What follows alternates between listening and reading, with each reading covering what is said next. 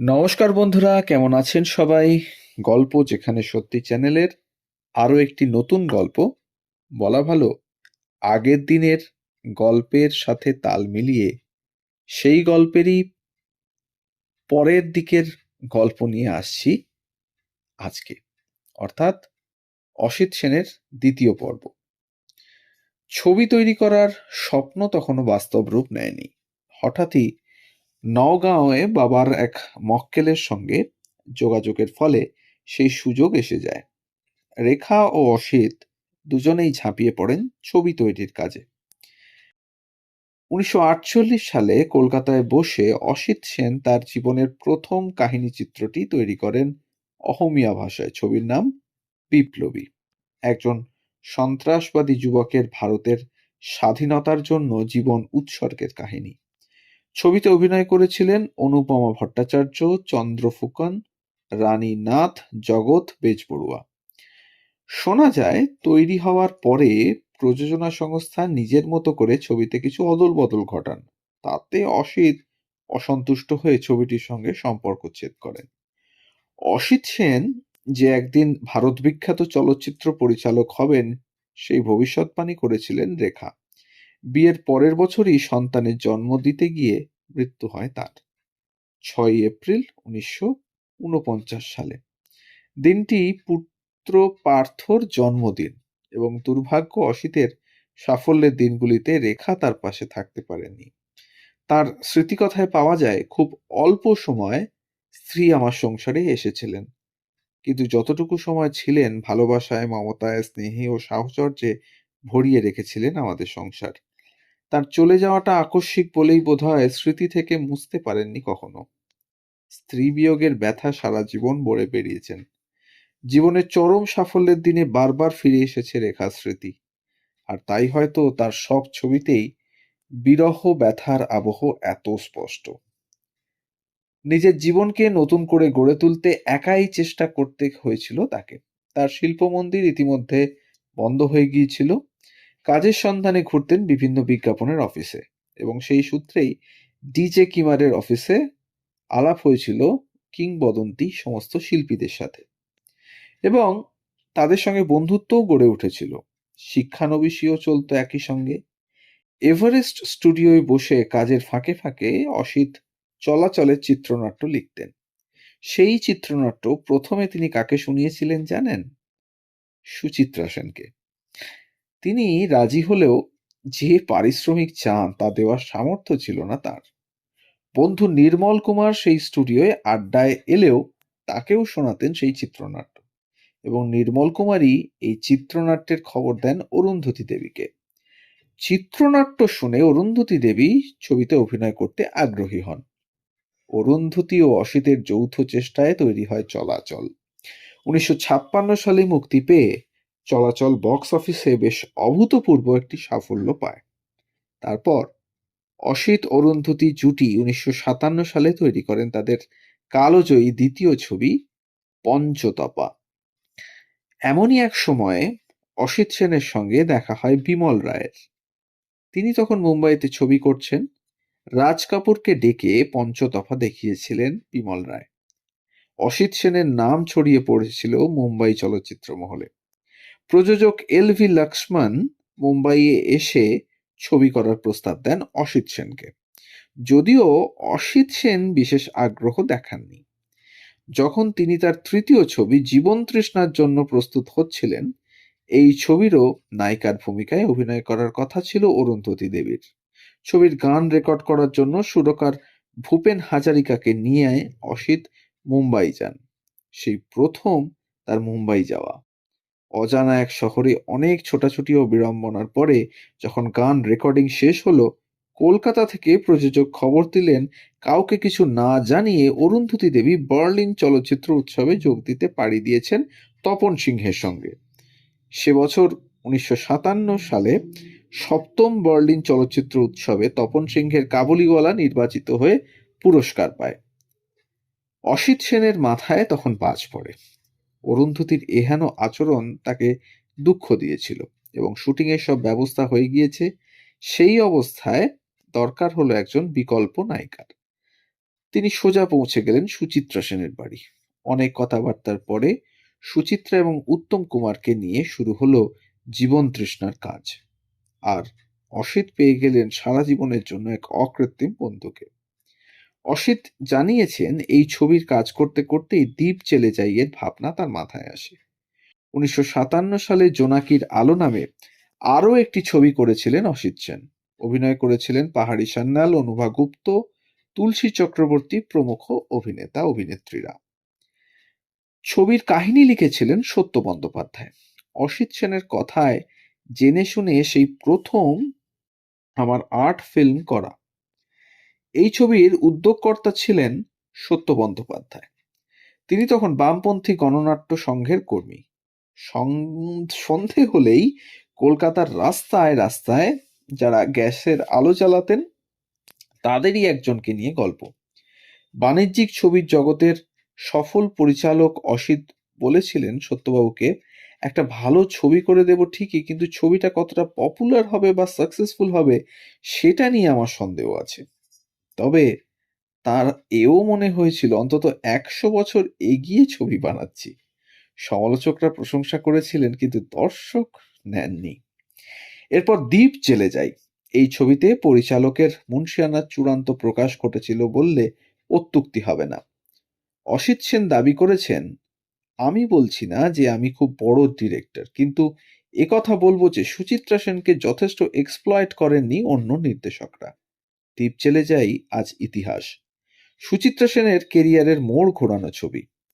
চেন্নাই শহরে শিবাজি গণেশনের ডাকে দেখা করতে গিয়ে অসিত সেন আবিষ্কার করেছিলেন শিবাজি তার বাড়ির নিজস্ব প্রজেকশন রুমে দ্বীপ চেলে যাই এর একটি প্রিন্ট রেখে দিয়েছেন এবং রোজ ছবিটি তিনি দেখতেন। এটা ছিল তার কাছে প্রত্যেক দিন গীতা পাঠের সমান।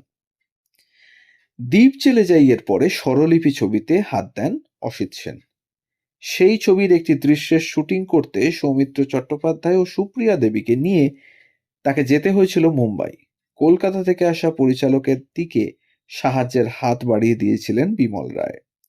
তিনি তার নিজের ইউনিটের সদস্যদের এই ছবির জন্য কাজ করতেও বলেছিলেন বিনা পারিশ্রমিকে। আর তাদের সঙ্গে কাজ করতে গিয়ে অসিত খুঁজে পান তার ভবিষ্যতের হিন্দি ছবির চিত্রগ্রাহক কমল বসুকে।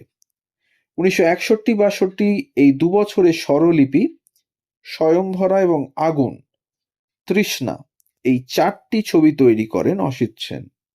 কিন্তু যে বিষয়টি লক্ষ্য করার হলো উত্তম কুমারের অনুপস্থিতি। জীবন তৃষ্ণার পরে আর কোনো ছবিতে স্টার উত্তমকে নিয়ে তিনি কোনো ছবি করেননি, সে প্রশ্ন থেকেই যায়। বরং এই পর্বে পরপর তিনি সৌমিত্র চট্টোপাধ্যায়কে নিয়ে কাজ করেছেন। সে ও কি দুই মানিকের মধ্যে পারস্পরিক সম্পর্কের কার্যকরণে ঘটেছিল? অসিত সেনের সবচেয়ে সফল ছবি উত্তর ফাল্গুনী আজও বাংলা বাণিজ্যিক চলচ্চিত্রের ইতিহাসে এক মাইল ফলক হিসেবে চিহ্নিত হয়ে আছে ছবিটি। নায়িকা প্রধান এই ছবি সম্পর্কে অসিত সেনের উক্তি, আমার প্রিয় সৃষ্টি উত্তর ফাল্গুনী এক অর্থে উত্তম সুচিত্রা জুটিরই ছবি। সেখানে প্রযোজক উত্তম কুমার। উত্তম কোনোদিন ছবির নির্মাণে নাক গলাতো না, ও কেবল চাইতো সুচিত্রা যাতে চূড়ান্ত প্রতিষ্ঠা পায় এই ছবিতে। কিন্তু এমন সাফল্যের পরের ছবির জন্য তার দরজায় কোনো প্রযোজক কিন্তু এসে দাঁড়াননি। কিছুদিন তিনি বারুইপুরে চাষাবাদের কাজে ব্যস্ত থেকেছেন। 1965-66 সালে অনেক চেষ্টার পরে শুরু হয়েছিল উত্তর ফাল্গুনের হিন্দি রূপান্তর মমতা ছবির প্রস্তুতি।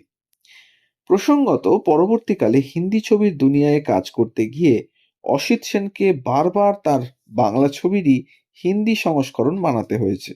মমতা, খামোশি, সফর ছবিগুলো দুভাষাতেই সফল হয়েছিল আর অসিত সেনকে সর্বভারতীয় স্তরে প্রতিষ্ঠা পেতেও সাহায্য করেছিল। তবে মমতা তৈরি হয়েছিল কলকাতায়। সর্বভারতীয় স্তরে মুক্তি পাওয়া ও কলকাতায় তৈরি শেষ হিন্দি ছবি সম্ভবত এটি। কলকাতার ইনডোর স্টুডিওতে বানানো প্রথম রঙিন ছবিও বটে। এর আগে 1962 সালে আউটডোরে বানানো প্রথম রঙিন বাংলা ছবি সত্যজিৎ রায়ের কাঞ্চনজঙ্ঘা। অসিত সেনের প্রথম হিন্দি ছবি মমতা, এই ছবি রাষ্ট্রপতি পুরস্কার পায়। এরপরে তার মুম্বাই যাত্রা অবশ্যম্ভাবী ছিল। সেখানে তিনি শুরু করেন আরও একটি অনবদ্য কাজ, অনোখি রাত। একটি প্রাসাদোপম বাড়ির হলঘরে ১৭টি চরিত্র নিয়ে এক দুর্যোগের রাত্রের ঘটনা, যেখানে প্রেম, ভালোবাসা, ডাকাতি, লোভ, লালসা, আত্মদান, ষড়যন্ত্র, মহানুভবতার সংঘাত জড়িয়ে আছে কাহিনীর নানা স্তরে। অসিত ভেবেছিলেন এই গল্প নিয়ে তিনি একটি ডিরেক্টরস ফিল্ম বানাবেন। বানিয়েছিলেনও তাই। একটা বড় ঘরের মধ্যে আবদ্ধ ক্যামেরাকে এমন মুনশিয়ানার সঙ্গে ব্যবহার করেছিলেন যার জুড়ি ভারতীয় সিনেমায় নেই বললেই চলে। ছবি দেখতে দেখতে দর্শকের হলিউডে ১৯৫৭ সালে মুক্তি পাওয়া সিডনি লুমেটের 12 অ্যাংরি মেন ছবির কথা মনে পড়তে পারে। কথা ছিল এই ছবি শেষ করে তিনি ফিরে আসবেন কলকাতায়, কিন্তু তেমনটা ঘটেনি। প্রথম দিকে মুম্বাইয়ে তার আবাস বলতে ছিল প্রযোজকের দেওয়া বিভিন্ন হোটেলের ঘর, যে ঘর ছিল সকলের জন্য উন্মুক্ত। প্রযোজক থেকে অভিনেতা, কলাকুশলী, গায়ক, সুরকার, এমনকি অসিতের অপরিচিত হাজি মস্তানও এসে চুপ করে বসে থাকতেন সেই ঘরে। ছবির পর ছবি তৈরি করেছেন, আর বদলে গিয়েছে হোটেল ও তার ঘর। অসিত যাকে বলতেন সংসার, পরিবারহীন একজন সফল চলচ্চিত্রকারের একাকী জীবন। ওই রকম এলোমেলো জীবনযাত্রার মধ্যে ১৯৬৮ থেকে ১৯৭৫ অবধি অসিত সেনকে পাওয়া যায় সৃষ্টির সবচেয়ে উর্বর মুহূর্তে, এবং এই পর্বেই সফর ছবির জন্য তিনি ফিল্মফেয়ার পুরস্কারও পান। পুরস্কার হাতে বাড়ি ফিরে সংসারের একমাত্র সদস্য কাজের লোকের হাতে সেটা তুলে দেওয়ার পরে একটা তোয়ালে জড়িয়ে তিনি সেটা সন্তর্পণে আলমারির নিচের তাকে রেখে দেন। ভেবেছিলেন মহার্ঘ কোনো পানীয়ের বোতল। অসিত জানিয়েছেন, সেদিন প্রথম রেখার জন্য তিনি কেঁদেছিলেন।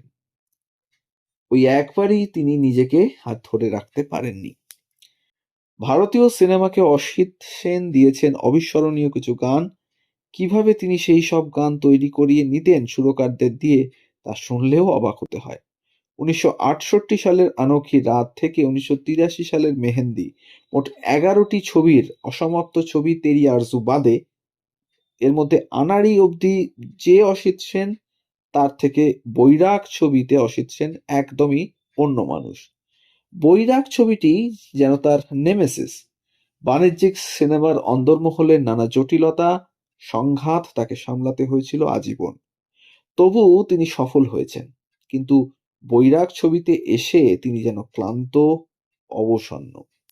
দিলীপ কুমারের অতি উৎসাহ তাকে রিক্ত করে দিয়েছিল। উকিলবাবু ছবির মধ্যে দিয়েই বোধহয় শেষ একবার চেষ্টা করেছিলেন, কিন্তু অবস্থা বদলায়নি। কলকাতায় ফিরে অসিত সেন প্রার্থনা, প্রতিজ্ঞা এই দুটি ছবি করেছিলেন। এরপর কলকাতা টেলিভিশনের জন্য টেলিফিল্ম সওগাত ধারাবাহিকও তৈরি করেন, কিন্তু সেসবে পরিচিতি অসিত সেনকে নাড়াতে পারেনি, আর তাকেও ফিরে পাওয়া যায় না। তার ছেড়ে যাওয়া সেই ৬০-এর দশকের স্বর্ণযুগের বাংলা টালিগঞ্জ পাড়ার আবহাওয়া আর ফিরে পাননি তিনি। জীবনের শেষ ছবিগুলো তার কেটেছিল একাকিত্বে আর হতাশায়। জীবন সায়নে এক সাক্ষাৎকারে তিনি জানিয়েছেন, আজকের প্রজন্ম আমায় জীবন তৃষ্ণা, চলাচল, উত্তর ফাল্গুনী, দ্বীপ জেলে যাইয়ের অসিত সেন বলে চেনে।